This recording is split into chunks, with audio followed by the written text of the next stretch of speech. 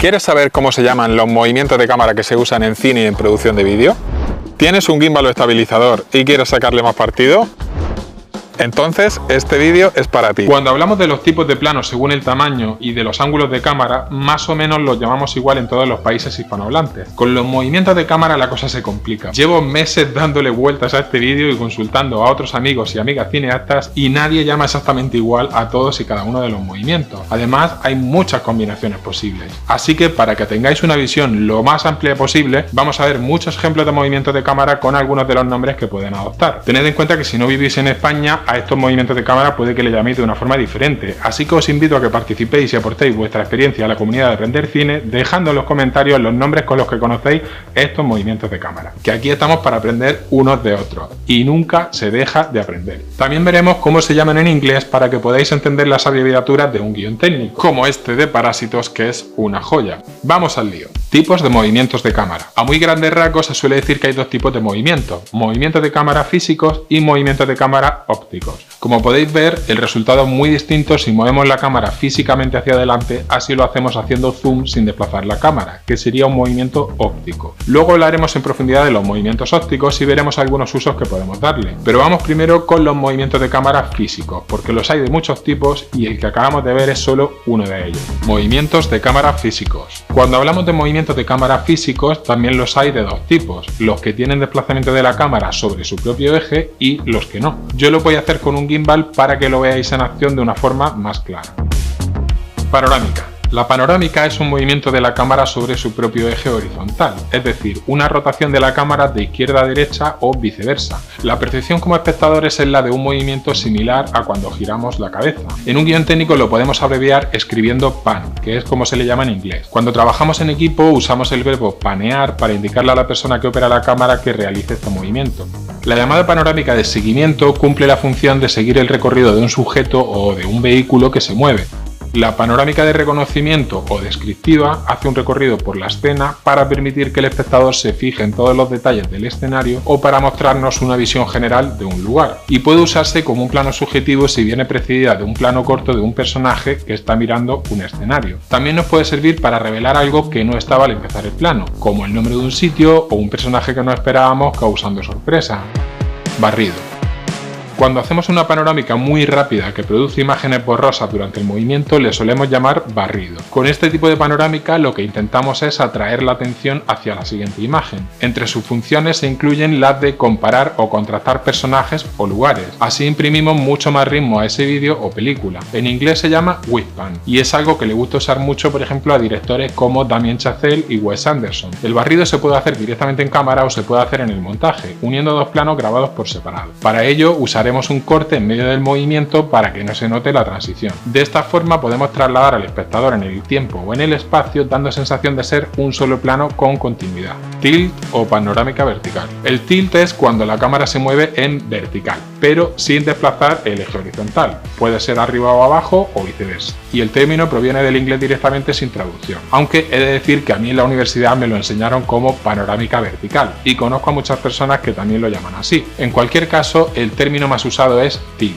para que no nos volvamos locos. Cuando miramos hacia arriba es tilt up y cuando miramos hacia abajo es tilt down. Y entre otras funciones nos puede ayudar a revelar a un personaje o a un lugar o a mostrar una relación de superioridad o inferioridad cambiando el ángulo de picado a contrapicado o al revés. Roll.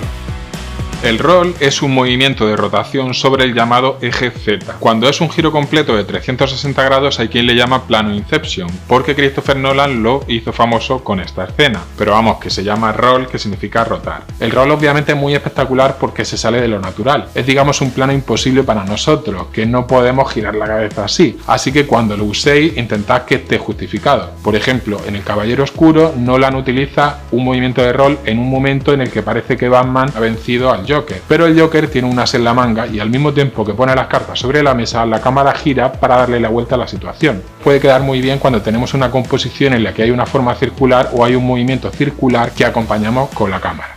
Movimiento de cámara con desplazamiento. De forma muy generalizada en español llamamos traveling a cualquier desplazamiento físico de la cámara hacia adelante, atrás, izquierda o derecha, arriba o abajo o en diagonal. Aunque ahora veremos que hay muchas variantes cuando vayamos uno a uno y pueden adoptar nombres muy específicos según la dirección que tomen o la función que cumplan. Hay también quien le llama específicamente dolly cuando es hacia atrás o hacia adelante. Los términos dolly y traveling precisamente provienen de las herramientas o plataformas con las que se han hecho los movimientos de cámara durante muchos años y se siguen haciendo cuando hablamos de un nivel profesional. Un dolly es una plataforma o un carrito que puede ir con ruedas o sobre unas vías, y precisamente a esos raíles que parecen vías de tren se le llaman vías de travel.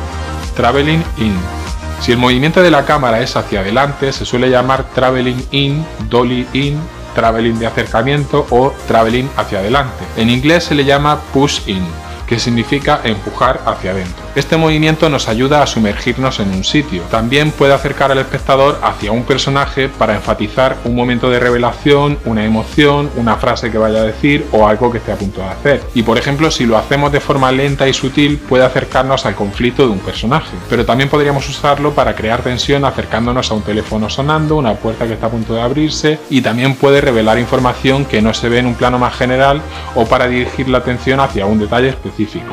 Traveling out. El movimiento inverso sería el traveling out o dolly out o traveling de alejamiento o hacia atrás. En inglés se le llama pull out, que significa salir o extraer. Normalmente produce el efecto contrario, es decir, distanciamiento, por lo que puede tener una connotación de desconexión de los personajes o de ese entorno. Pero no siempre, porque también podemos empezar con un plano de detalle y revelar poco a poco el escenario pasando a un plano más amplio. E incluso se podría usar para revelar a un personaje con una sensación más envolvente que la de una panorámica o un tilt. Y en un plano general se puede usar para cerrar la historia o para mostrar la fragilidad de un personaje haciéndolo más vulnerable. Traveling lateral. Si el desplazamiento de la cámara es hacia los lados, en español solemos decir traveling lateral hacia izquierda o derecha. Este movimiento nos puede ayudar a reforzar la atención sobre una persona o un objeto. También puede servir para revelar el contexto donde transcurre la acción o incluso para generar un chiste. En inglés lo podéis encontrar como track left o track right. Track con U, como camión. Traveling de seguimiento. Uno de los travelings que más se utiliza, y no importa en qué dirección o ángulo se haga, es el traveling de seguimiento, que se llama así por la función que cumple y no por la dirección. Este tipo de traveling acompaña a un personaje o a un vehículo y realmente se puede hacer prácticamente desde cualquier ángulo: frontal, dorsal, contrapicado e incluso cenital. En un guión técnico simplemente lo describiremos indicando el ángulo desde el que se va a hacer el seguimiento: desde atrás, desde arriba, lateral. En algunos planos secuencia se usa para crear incertidumbre. ¿A dónde se dirige este personaje? ¿Y qué va a pasar cuando llegue a donde se dirige? También es importante mencionar que un traveling de seguimiento no necesariamente tiene que ser un plano súper estable. Al hombro también se le puede llamar traveling de seguimiento, con la particularidad de ser un plano más movido y trepidante que nos introduce en la escena de una forma más directa y más cruda y no es tan estética como un plano estabilizado. Cuando es desde atrás, en inglés se le llama forward tracking shot o follow. Si lo que hacemos es ir hacia atrás, es decir, siguiendo algo o alguien para verle de frente, en inglés se le llama backward tracking shot. Si el movimiento es lateral, en inglés se dice track left o track right, es decir, seguimiento hacia izquierda o seguimiento hacia derecha. Traveling circular. Otra variante es el traveling circular. En inglés se le llama arc o 360 y consiste en girar alrededor de alguien dándonos una sensación mucho más inmersiva que si tuviéramos la cámara estática. Aquí podéis ver un ejemplo de una película de Scorsese en el que la cámara gira alrededor de esta pareja para provocar un momento íntimo. Pero también se utiliza para darle un aspecto épico a los personajes, como en este de Avengers, que hace que todo el equipo se vea como un héroe colectivo. Si además lo hacemos con un teleobjetivo, es decir, con una lente que tiene una distancia focal larga, al movernos rodeando al personaje conseguiremos darle mucho más dinamismo a ese plano, porque lo que está cerca se mueve despacio, pero lo que está al fondo se mueve muy rápido. Esto es lo que se suele llamar parallax effect en inglés, efecto parallax. Otra función del traveling circular, si se hace a mucha velocidad, es la de generar tensión. E incluso en Ciudad de Dios, Fernando Meirelles usa una combinación de dos traveling circulares para hacer un flashback. Traveling vertical. Este es uno de los movimientos de cámara que más nombres puede adoptar en función de la fuente que consultéis. A mí me lo enseñaron como traveling vertical hacia arriba o hacia abajo. Y así es como lo he oído siempre en rodajes. Y en inglés se llama boom up o boom down. aunque también lo podéis encontrar como pedestal. E incluso podéis encontrarlo como crane up o crane down, que significa cruz hacia arriba o hacia abajo, como por ejemplo el plano con el que empieza la película Parásitos. Este tipo de planos nos pueden servir para revelar algo que no vemos al principio del plano, para tener una vista más amplia del lugar o para cerrar una historia como hacen muchas películas, pero también nos puede servir para seguir a un personaje que está descendiendo o subiendo en altura, como por ejemplo en La chaqueta metálica. Movimientos ópticos. Los llamados movimientos de cámara ópticos en realidad son movimientos dentro de la óptica más que un movimiento de cámara, porque lo que se mueve son las lentes. Pero la mayoría de libros lo recogen como un movimiento de cámara, porque el espectador sí lo percibe como un movimiento del encuadre que se cierra o se abre para acercarse o alejarse. En palabras más sencillas, hacemos zoom in o zoom out. Y es importante distinguir entre dos tipos de zoom, el zoom óptico y el zoom digital. El zoom óptico se puede hacer cuando usamos un objetivo o lente de focal variable, llamado también objetivo zoom. Y cuando hacemos un zoom óptico, en realidad estamos modificando la llamada distancia focal, y esto tiene consecuencias sobre la imagen. A diferencia del traveling, cuando usamos el zoom de acercamiento, la distancia entre los objetos se comprime, el ángulo de visión se estrecha y el fondo se desenfoca, porque la profundidad de campo es menor. Pero de la profundidad de campo ya hablaremos en otro vídeo, porque da para un vídeo entero. De momento lo tenéis explicado en un artículo de aprendercine.com. Lo importante es que entendamos que la percepción visual y de la distancia entre los objetos cambia a medida que hacemos zoom in o zoom out. No es un movimiento que percibamos como natural, porque nosotros no tenemos zoom en nuestros ojos. Para poder ver algo de cerca, o nos acercamos o usamos unos prismáticos. Pero que sea algo artificial no quiere decir que sea una mala opción. Todo depende de lo que queramos contar o del estilo que queramos imprimir a nuestro vídeo o película. Y aunque alguien dice que el zoom no es muy cinematográfico, hay muchísimos grandes directores que lo han usado. Scorsese, Kubrick, Kieslowski, Áñez Bardá, Sergio Leone y por supuesto Quentin Tarantino, que en concreto usa mucho un tipo de zoom. Crash zoom.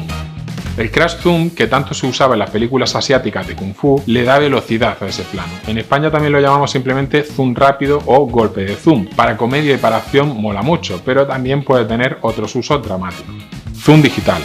Con la aparición de las imágenes digitales también apareció el concepto de zoom digital. El zoom óptico se consigue moviendo las lentes dentro de un objetivo y el zoom digital es una ampliación de la imagen. Por lo tanto, la imagen puede perder definición y calidad, porque básicamente es una ampliación artificial y reescalada como cuando ampliamos una foto en nuestro teléfono. Aunque hay que tener en cuenta que hoy en día también hay smartphones que hacen zoom digital con mucha calidad a base de tratar la imagen con software. Y en muchas películas se usa zoom digital en la fase de montaje porque hoy en día casi siempre se rueda con una resolución superior a la de la película o vídeo final.